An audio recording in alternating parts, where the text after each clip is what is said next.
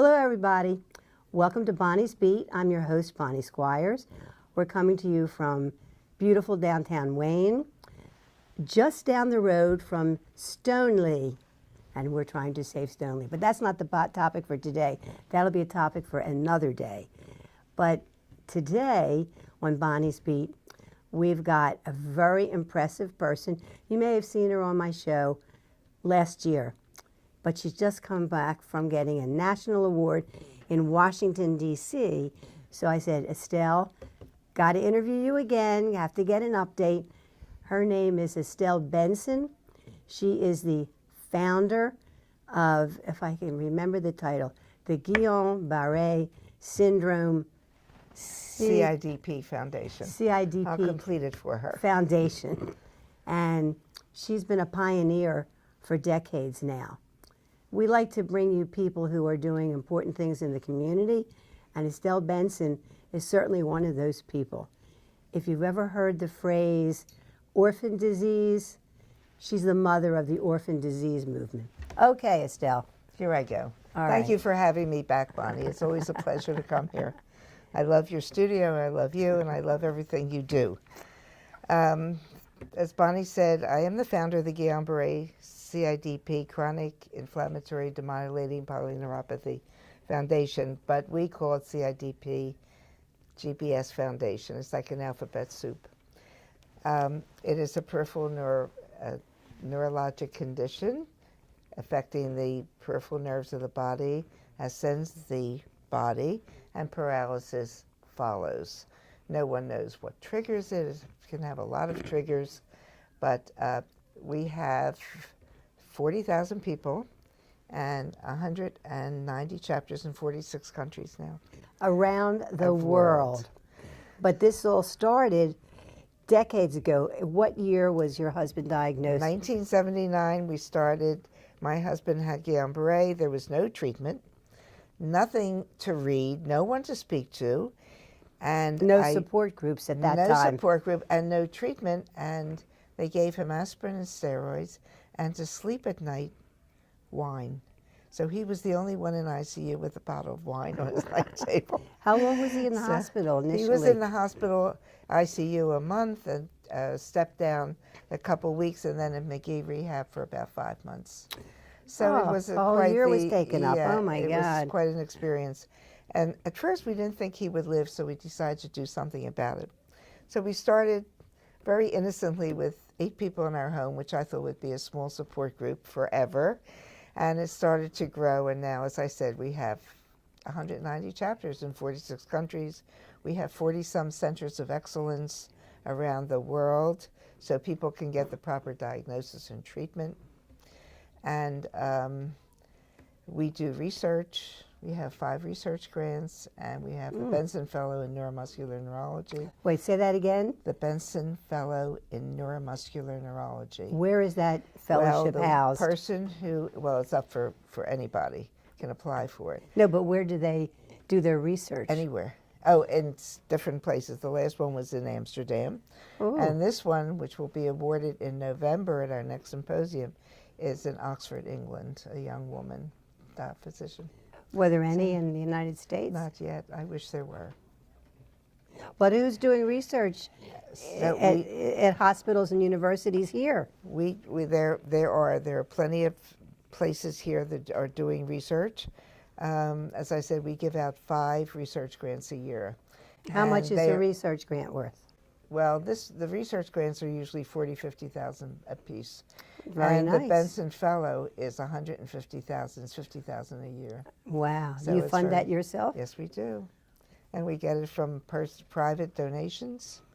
And we have do your friends run when they see you coming, Estelle? Yes, they do. No, we do. How do we fundraise? Well, we have just people give back because we help them. And they pay back in a way, not only with volunteering, but in financial contributions. And we've been left in a couple wills, so that helps. And every lawyer, I keep telling my nonprofit clients, every attorney has some client who passed on who didn't leave a will or had no living relatives and leaves a pot of money for the discretion of the lawyer. Uh-oh. And the lawyer can then decide which nonprofit to donate the money to. Give me a list of the lawyers. Well, anybody call who's, them up. anybody who's Yeah. a lawyer at any law firm, because this first happened decades ago when I was a consultant for J. High, which Yeah, for is now Down syndrome. the Judith Creed homes for developmental independence, whatever. Anyway, and there was an attorney who was a friend of some of the founding members, and he had a woman who died without a will, without living relatives, and she left a pot of $18,000. And he said, Bonnie, I'd like to donate it to J. High. I said, we'll be very happy That's to right. accept it, you know. That's right. So, Well, and- Jonathan Schiffman, thank you again, Jonathan. Every time I see him, I thank him for that gift. We also we do walk and rolls around the country. We call walk and rolls, and the logo it replicates a wheelchair because a lot of people cannot walk yet. So they walk for a mile in varying degrees of recovery. Some can walk, maybe for the first time, and then some with wheelchair walkers and wheelchairs. But we raise a lot of money through that. We're having one June the 3rd in Conshohocken on the Schuylkill River Trail. Oh, terrific. It's coming up very soon. I 9 didn't even know o'clock. about that. 9 o'clock at 375 East Elm Street. It starts there, and we're doing a walk. And we just did one in Houston, in Minneapolis, Chicago. Do you go to all of them? I don't, but we have people who do. Yeah, but you went- I but- used to travel all over the world, but But you went to Washington, D.C. yes. And that was very recent. And I need to hear, you didn't go to the White House, however. No. You went to, was it a national conference Well, for Guillain-Barre? What was it? For years, we have belonged to the National Organization for Rare Disorders. There are 7,000 rare disorders that affect 30 million people.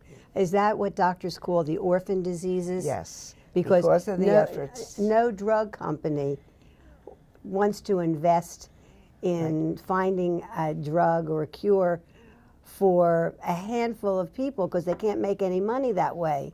So Well, it's because tough. of the efforts of NORD, we created the Orphan Disease Act.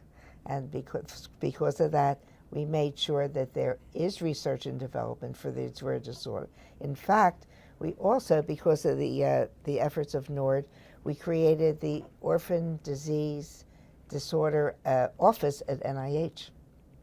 So there's an office just for That's rare disorders. very important. So what's NORD? N-O-R-D. NORD, the National Organization for Rare Disorders, the acronym of which is NORD. Okay. And I sat on their board for 20 years, and I used to do consulting for them, helping people start patient groups.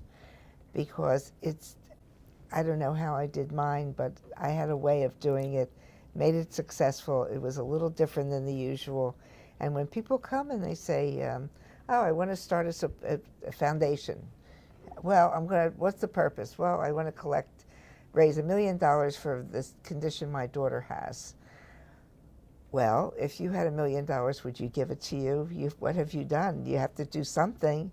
So I help people, be more realistic about their goals and mission, and help them get started, which is quite gratifying for me to help these people along, because a lot of people have a lot of problems.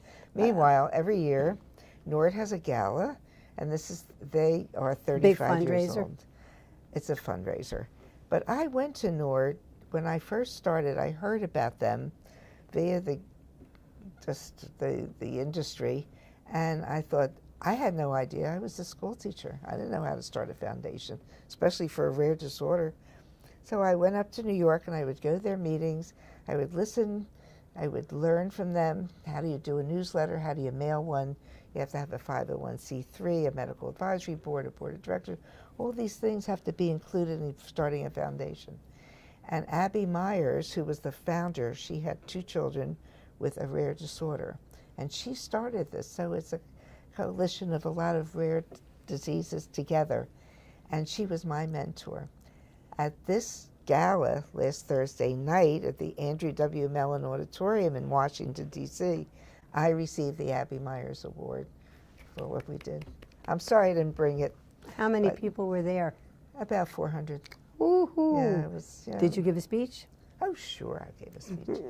Give me a microphone and I can talk. Unaccustomed as you are to public speaking, That's right. I have my notes in front of me now. No. So it was nice. Who accompanied you? Who accompanied you to Washington, D.C.? Well, actually, my son and daughter-in-law flew in from California. That's nice. And a lot of people in the industry. And my son here had another obligation. He couldn't come. Oh. So it was, but it was great. It was terrific. Yeah, I have a lot of groupies, especially in the pharmaceutical industry. So, I've nurtured them along the way. I've been on the scene for 30-some years. So I know most of the characters in the field. Let's go back to when your husband first fell ill. What were the symptoms? How did you know to take him to a hospital or a doctor? Bob had a bad cold, and he had a slight case of pneumonia, maybe a touch of pneumonia. And they were treating him with whatever they treated with him 39 years ago. And a week later, he was in town going to an office, and his briefcase fell out of his hand. And when he got into the car, he couldn't turn the key of the ignition. He needed two hands. All of a sudden, that's how quickly it ascended. That hit him. And I took him, I thought he came home. He hardly got out of the car, and I thought he had had a stroke. Got him into the car. We went to the hospital, Lycan Hospital, and they tested him for various other conditions. And fortunately, one of the doctors said, a friend of mine just had this rare condition, Guillain-Barre Syndrome. You never heard of it, right? So, and sure enough, that's what he had. They tested it with a lumbar puncture, a spinal tap. Well, it's wonderful that they could have tested and confirmed it. And so I wrote the name down on a slip of paper and put it in my pocket because people said, "What happened to your husband?" I said, "Wait a minute. Yeah. I'll let you know what it is. I have no idea." He thought it was two French dancers, but it wasn't. But, and that's how it started. And we learned. You learn very quickly when you have to. And what were the results physically initially he from had the some disease? chronic residuals. He got better. He couldn't walk? Oh, no, he couldn't walk. Couldn't move his arms and legs? No. And as I was saying to somebody before, it's an ascending paralysis, so it ascends the body. You don't know if it's going to stop at the waist. If it affects the lungs, then they're put on a trach. Sometimes it affects the face, they get a pole, or they lose their sight temporarily, or they can't blink, so they have to tape their eyes down. Oh. And their speech is slurred sometimes. And but everybody is different. Of our 40,000, no two people have the same timeline. The same symptoms. The same symptoms. The curious thing about Guillain-Barre syndrome, it is the only neurologic disorder that's reversible. It turns around and it goes away. Yeah. However, it doesn't always go away for everything. Some people it doesn't go away 100%. 100%. Because the only person that I know personally, the late Morton Weinstock. Right. Phyllis took him to every Mayo clinic. She took him around the country till he was diagnosed. And initially, he was like paralyzed.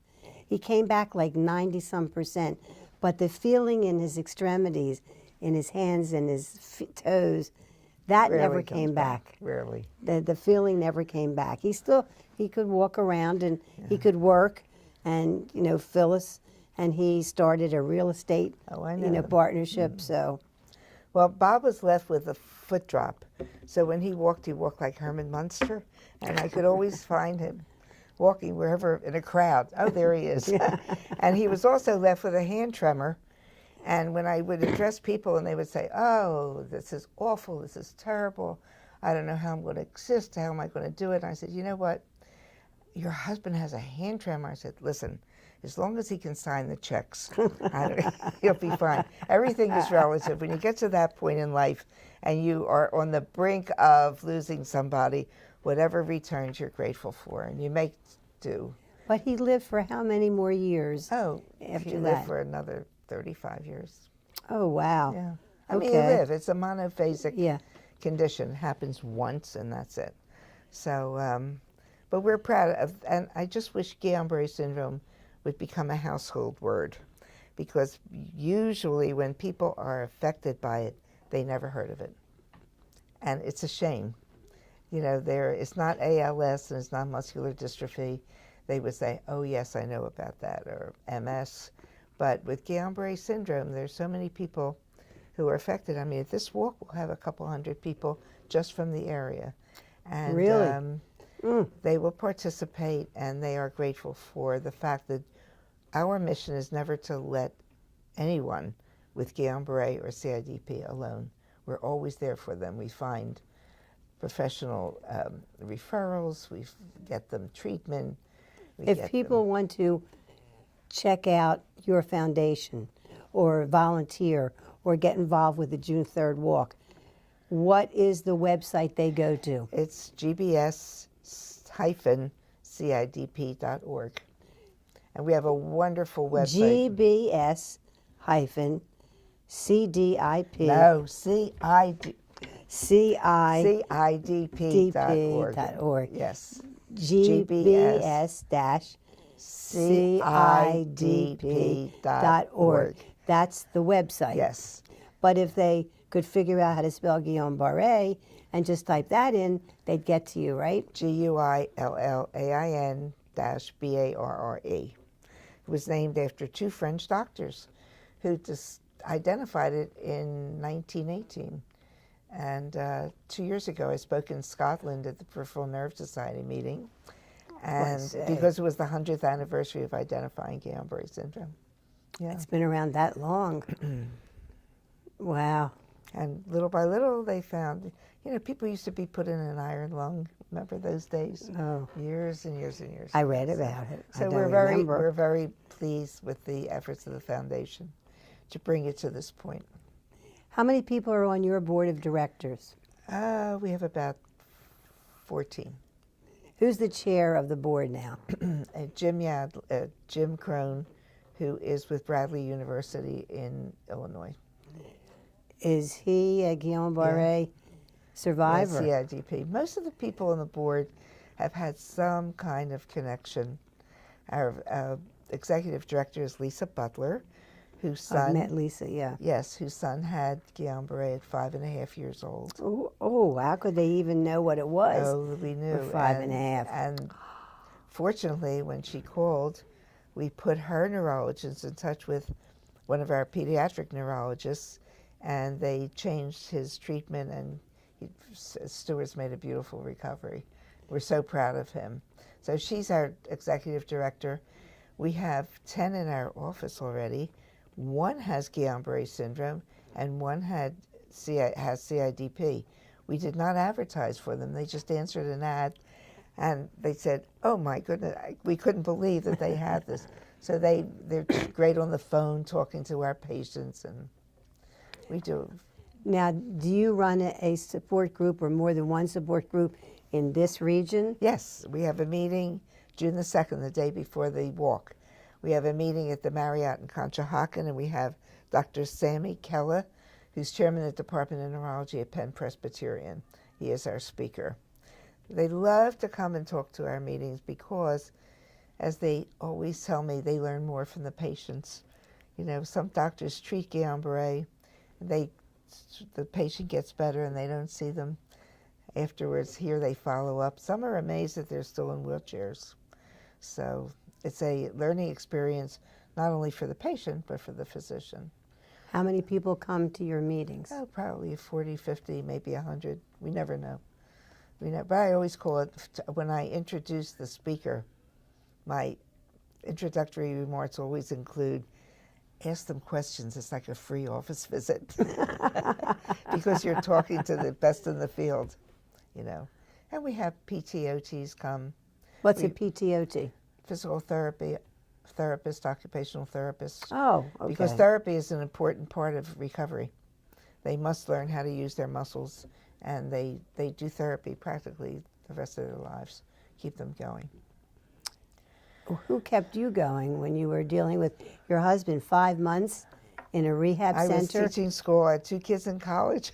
It was a trip. You get through it. You get through it. I would run down to McGee every day, every night, because you weren't allowed to go during the day. So I would work and then go down and have dinner with them, spend the evening. Kids would take turns going there. They were in college, and it was quite an experience. Well, if you survive that, you could survive anything, right? But getting the Nord Award last week was it was a pleasure because it brought attention. And what we want to know is to tell people about us and about it. If anybody is afflicted by it, we are there to help. What's the phone number? 610-667-0131. We are there. We pick up the phone. Where is your office located? Conshohocken. We just Right in moved Conshohocken. Oh. 375 East Elm Street, Conshohocken. Anybody is welcome to come. We're very proud of it, and we love to have visitors. You open 5 days a week? Oh, yes. From right. when to when? 8:30 to 4:30. Okay. And we are always on call. Yeah, we answer. We do a lot of emails, faxes come through, and it's funny, Bonnie. It used to be people called. I had a phone number on my a separate line on my ping pong table in the basement, and that's where we started. Now we have, all kinds of extensions and stuff like that. It's nice though. We're very proud of what we've done because we do it with a passion and dedication, and you have to be there and go through it to realize what it means. You're a repository of so much information. As the National Institutes of Health, have they reached out to you at various hospitals or medical centers? Do they call upon you for your experience? Sure. I've done a lot of workshops with nurses, and we send out our people to do conferences. And in fact, one of the young girls in our office who has CIDP meets regularly with the salespeople of the pharmaceuticals to let them meet somebody who actually uses their product. And she's great. She's young and she's beautiful, and she just wows the crowd, and she is sick with this. And they learn, and then they ask her questions. So we do everything. We just came from the Hill on Tuesday. We had a fly-in. We bring in about 6-7 people, and they set up, the advocacy people set up different visits with the congressmen and senators to... Whom did you meet with? I don't know who they just came back this morning. Who's your best advocate in Congress right now? Oh my goodness, I can't say a name because I'm not sure. Okay, but you have a few? Oh yes, in your we have pocket? A few. Yeah. Actually, last year, 2 years ago, we gave a Citizen of the Year award to Congressman Garamendi, who is from California. And we had quite the event, also in Washington at the Andrew W. Mellon Auditorium. 2 of his children have Guillain-Barre. 2 of them? So he was a great advocate. So I would say he was a good contact. Well, you find when you deal with either members of City Council, Board of Commissioners, state legislatures, the U.S. Congress, you find that if somebody's family has been touched by a particular disease or problem, they're going to be the star advocates because they're invested in the solutions. Well, you wait for somebody famous to come along. You don't wish this on anybody. That's but true. Andy Griffith was on our board. He had Guillain-Barre. Really? Yeah, he was on our board years ago, but he passed away. Joseph Heller wrote No Laughing Matter. We are in his book. And wow. I'm still in touch with his wife, Valerie. Prize-winning novelist. And, a lot of Rowdy Gaines, who was a gold medal Olympic swimmer. He had Guillain-Barre. He does the description of the Olympics now. Oh, he does the color. The color.